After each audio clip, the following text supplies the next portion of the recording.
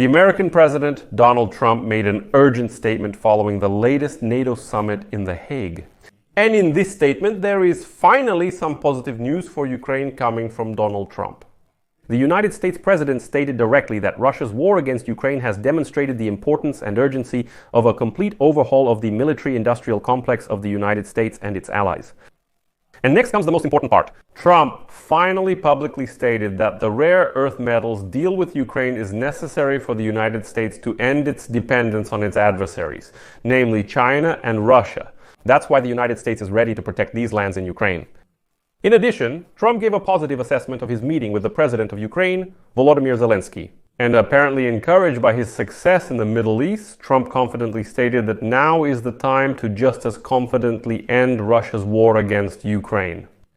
Today we heard more flattering words addressed to Ukraine and Zelensky, as well as clear criticism and even a mocking tone towards the dictator Putin.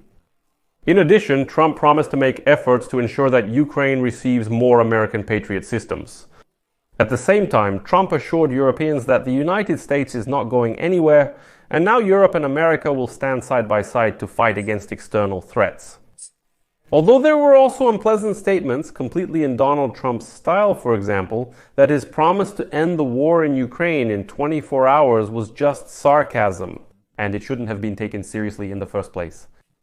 The final NATO summit communiqué can also be considered a positive, as it says a lot about increasing defense spending, which Donald Trump was clearly delighted about. Meanwhile, Europe announced that it will introduce the 18th package of sanctions against Russia as early as tomorrow, which was clearly coordinated with Washington.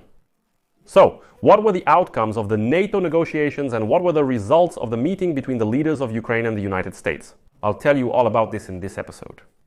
My name is Alexei Pechi. Today is June 25th, and now let's go through everything step by step. But before we start, I ask you to subscribe to this channel, like this video, leave any comment under this episode, and be sure to subscribe to my Telegram channel, Pechi News. The link to it is in the description of this video.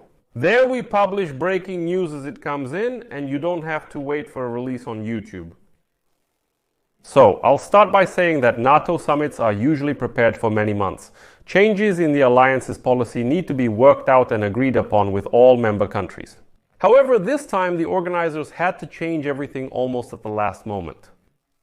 Because just a month ago, there were hopes that President Donald Trump would finally pressure Putin to stop the war against Ukraine. Europe was expecting this and was ready to send a military contingent to Ukraine. So the initiative of France and Britain was not just empty words. And although the entire military contingent would have to be based outside of NATO structures, the alliance would definitely be involved indirectly. But the negotiation process stalled, to put it mildly, and with it the European peacekeeping initiative. Until today's summit, Trump showed little interest in European affairs. Moreover, he clearly did not want to talk to Europeans about ending the Russian-Ukrainian war, knowing that he would once again be persuaded. This was clearly visible during the recent G7 summit in Canada. Let me remind you, at that time the United States President left the summit early, which among other things caused the meeting with President Volodymyr Zelensky of Ukraine to be cancelled.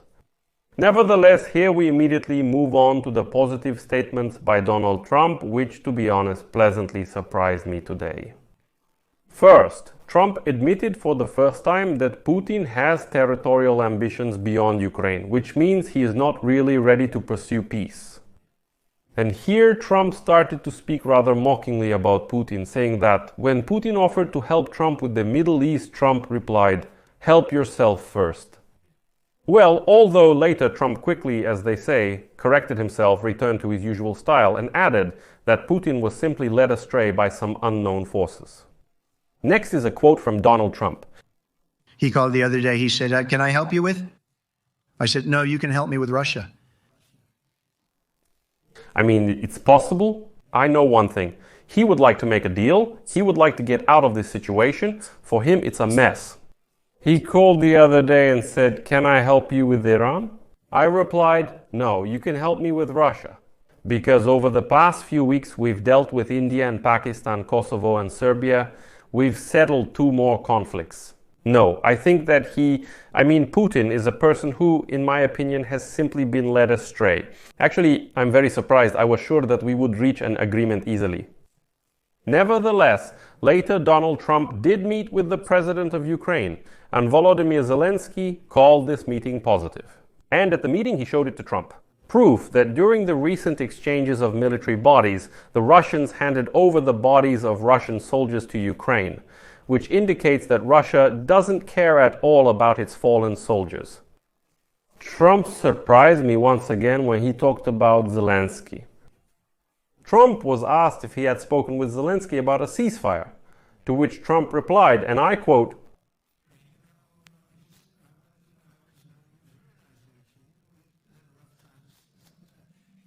"I did not discuss a ceasefire in Ukraine with Zelensky. I just wanted to know how he was doing. We had tough times, but he was very nice. I was glad to see him. It was a wonderful meeting. I think this is a great time to end the war. Maybe I'll talk to President Putin to stop this war." And here, don't rush to conclusions. The thing is, insiders report that Trump, at a closed meeting with NATO country leaders, said, and I quote, "Something needs to be done about Ukraine because the situation has completely gotten out of control." And so, according to the agency's source, this comment by Trump was perceived by Europeans as a positive sign, because it was said not in the context of betraying Ukraine, but in the context of taking more decisive steps against an increasingly aggressive Russia. And after this statement, the Chancellor of Germany, Friedrich Merz, announced that tomorrow, on June 26, the European Union will announce the introduction of the 18th package of sanctions against Russia. Well, and the President of France, Emmanuel Macron, stated that European Union countries should decide on the conditions for resuming contacts with the Russian Federation, which were severed after the start of the full-scale war in Ukraine. But don't rush here either. Listen to Macron's quote first. "We need to rethink the security architecture in the territories from the Black Sea to the Arctic, determine to what extent we are ready to defend ourselves and under what conditions we are ready to engage in dialogue with Russia on arms limitation and restoring trust." We need to start thinking about this right now. By the way, this is a signal that the Europeans have received assurances that the United States is not leaving the continent, and now they can start planning further steps. By the way, Trump also made some rather positive comments about this. Commenting on the application of Article 5 of the NATO Charter, Trump said, quote, "I came to the summit because that's my job, but I'm leaving here with a slightly different feeling. I saw how the leaders of these countries stood up. The love and passion they showed for their countries was incredible. I have never seen anything like it. They want to defend their countries, but they need the United States of America. Without the United States of America, it won't happen." It touched me. They love their countries. Now NATO will work because they are paying much more. Now I don't feel like we're being ripped off, and will help them defend their countries. So now, after the summit, instead of such an extensive position on a whole range of international issues, the final statement of the NATO summit contains only 5 paragraphs. And that's actually for the better. And the main thing in it is that until 2035, NATO countries promise to allocate 5% of their gross domestic product annually to defense and security. Of that, 3.5% is for funding the armed forces, and 1.5% is for infrastructure projects related to security. That means building transportation routes, funding defense industries, and things like that. I should note here that Friedrich Merz, the Chancellor of Germany, managed to push exactly the same initiative through the Bundestag, the German parliament, earlier this year. In fact, there was a large funding package that was supposedly allocated for some infrastructure projects, but in reality, it was for defense. And now NATO is using exactly the same approach. So, 5% of them, 5% supposedly for infrastructure, but we clearly understand what kind of infrastructure it's really for. But overall, these 5% and the division into 3.5% and 1.5%. This is one of the innovations that Trump has long been pushing for from the European NATO members. But this target is planned to be achieved only within 10 years, which is a significant compromise. Here's an important point. NATO member countries will include their military aid to Ukraine in the calculation of their own defense spending within NATO. This is a very important point. Here we see the common position of Europe and the United States. If these expenses for their own armed forces gradually start to increase in NATO countries, then Europe will strengthen its position accordingly. And at the same time, along with this process, assistance to Ukraine will be strengthened. That is, there will be weapons production, there will be ammunition production, and accordingly there will be the military resources that will help the armed forces of Ukraine. In addition to this, we should not forget that European countries have already stated that they are ready to purchase weapons from Ukraine, and for this they are ready to invest in joint factories in Ukraine. And here, I'll repeat once again to make this positive point for Ukraine clear. Including aid to Ukraine in the overall defense spending of NATO countries is a huge advantage. Otherwise, NATO member countries would have to look for additional defense funds every year and separately help Kyiv. This would have to be voted on separately every year in separate packages and so on. Now, this is no longer necessary. There is a main NATO policy. Each country allocates a certain percentage of its gross domestic product to defense, and from that funds are taken and sent to help Ukraine.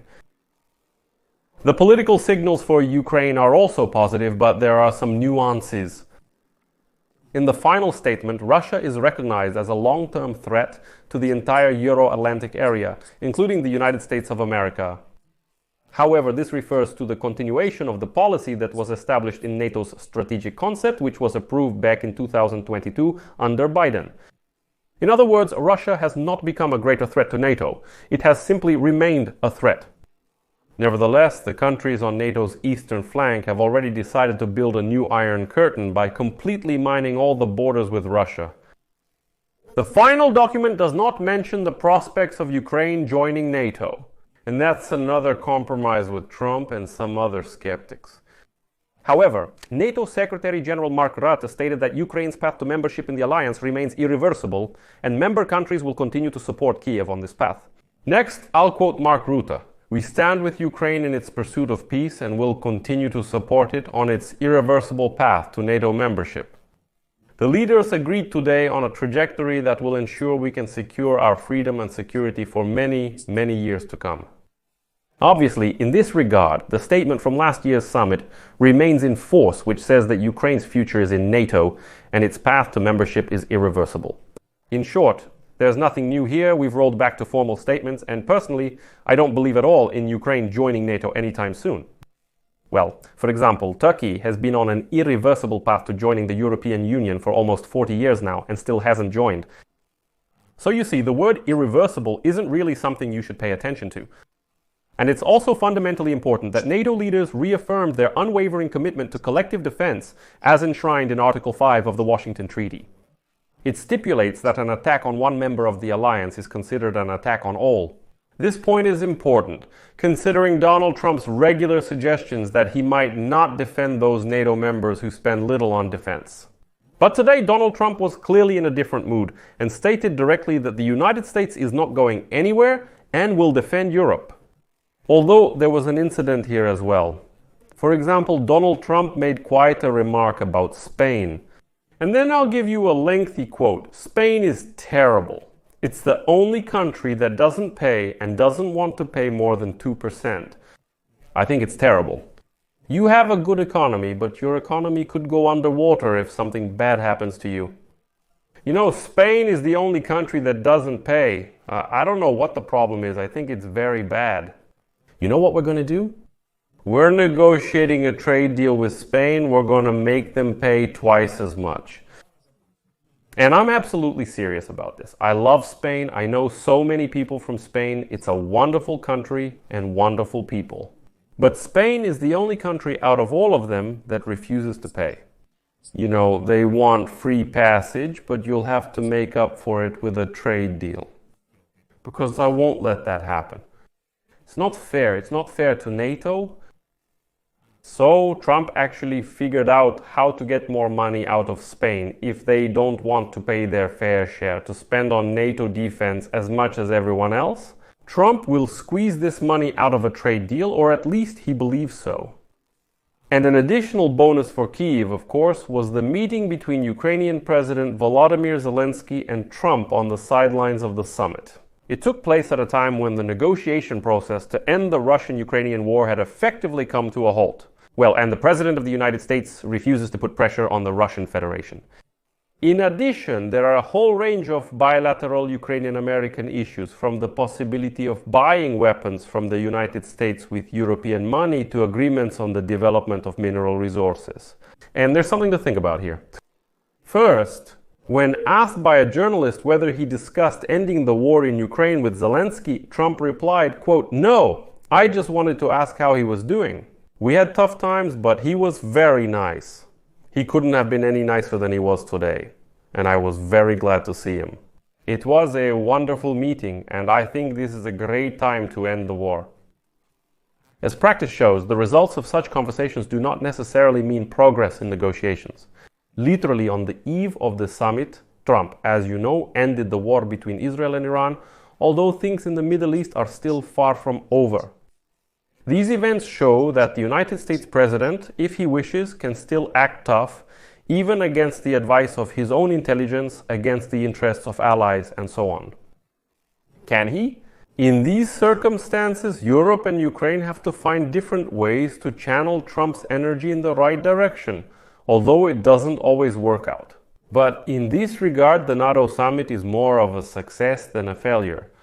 And secondly, the deal on rare earth resources between the United States and Ukraine. Now, that's an important issue. And here Trump finally gave some specifics. I'll quote Trump here. "We cannot afford to depend on foreign adversaries for critical minerals. And as you know, we made an agreement with Ukraine for a huge amount of land that they have. We really need it." That's important.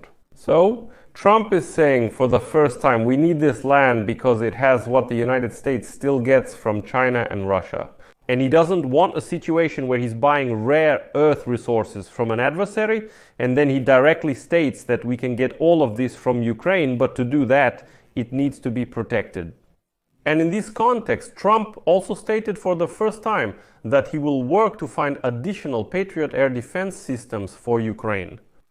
Overall, this summit was kind of rushed and short, not as extensive as usual, but nevertheless it brought more positives than negatives for Ukraine. And let's see how Trump's statements will now correlate with his actions. I'll leave it at that. Share your opinions and conclusions in the comments below this episode. Subscribe to the channel, hit the bell, and don't forget to like. If you want to support the work of this channel, you can do so with any donation using the links and details in the description of this video or by using the quick response code on your screen. That's all for now. Take care of yourselves. Goodbye, everyone. Subtitles created by